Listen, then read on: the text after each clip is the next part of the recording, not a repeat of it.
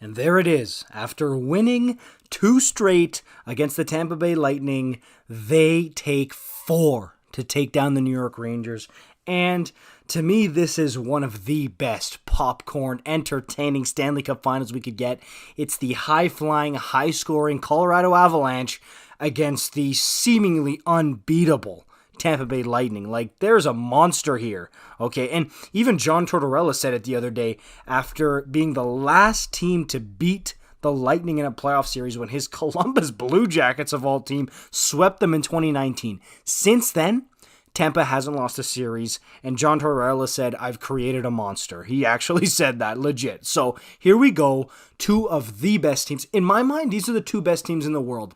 Yeah, there were some pretenders or some smokescreens like Florida, but let's be real. These are the 2 best teams in the NHL going head-to-head, and it's not always that. Like, I'm sorry, I love the Montreal Canadiens. They were not one of the 2 best teams in the entire NHL last year. They made it to the finals, and they had an amazing playoff run, but as far as best teams, they were not one of them. This year, we get mano-a-mano, not David versus Goliath, but Goliath versus Goliath. It's going to be so fun. You look at, everywhere, okay? The only advantage I could really give to Tampa would be in net, because Vasilevsky is literally inhuman. He's unbelievable. He's incredible and ridiculous. And Darcy Kemper / Pavel Francouz doesn't necessarily match up to Andrei Vasilevsky. Does that mean that Tampa Bay is automatically going to win? Absolutely not. Because if we go to defense, it's way, way more even. They both have elite defensemen. Cale Makar, who seems to be the reincarnation of Bobby Orr. And then we've got Victor Hedman, who's just incredible, sublime for the Tampa Bay Lightning and has been for many, many years.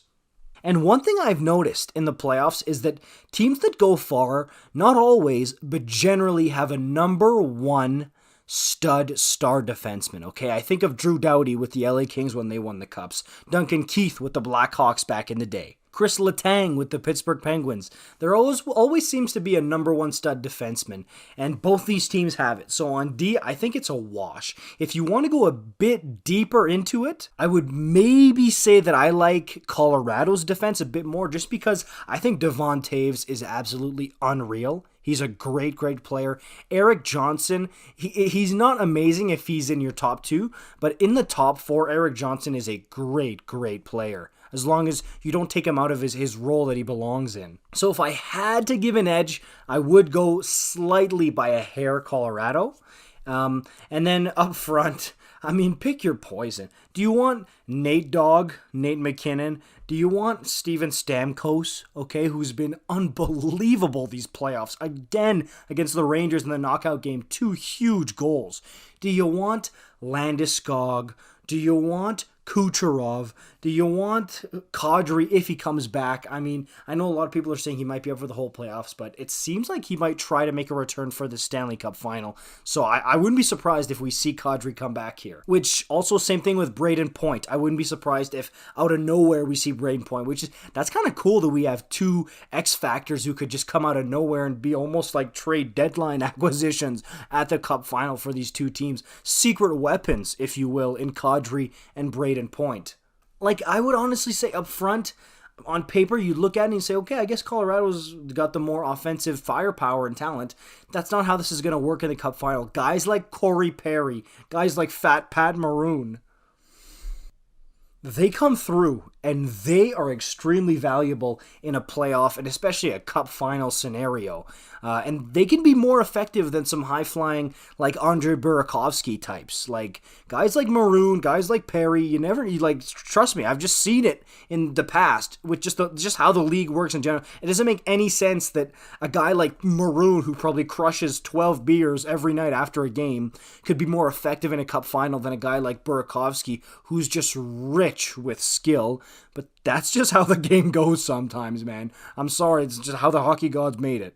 Now, as far as my actual prediction goes for this series, because I know that's what you guys want, I'm going the Colorado Avalanche. And the reason I'm getting behind that is because, yes, I know Tampa's a juggernaut, 2 straight cups, and they could easily bring home their 3rd in a row here. I'm aware of that.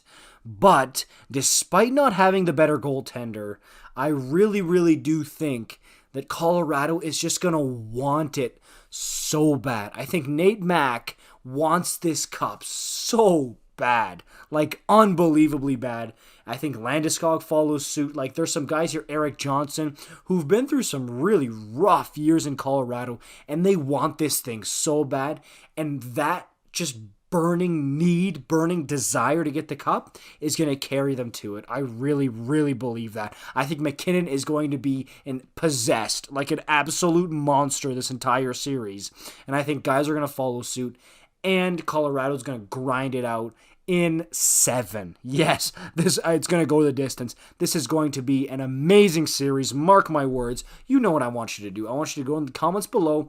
Tell me who's going to win this series, why, and in how many games. Like, subscribe for more videos like this. I'll see you guys in the next one. Peace out.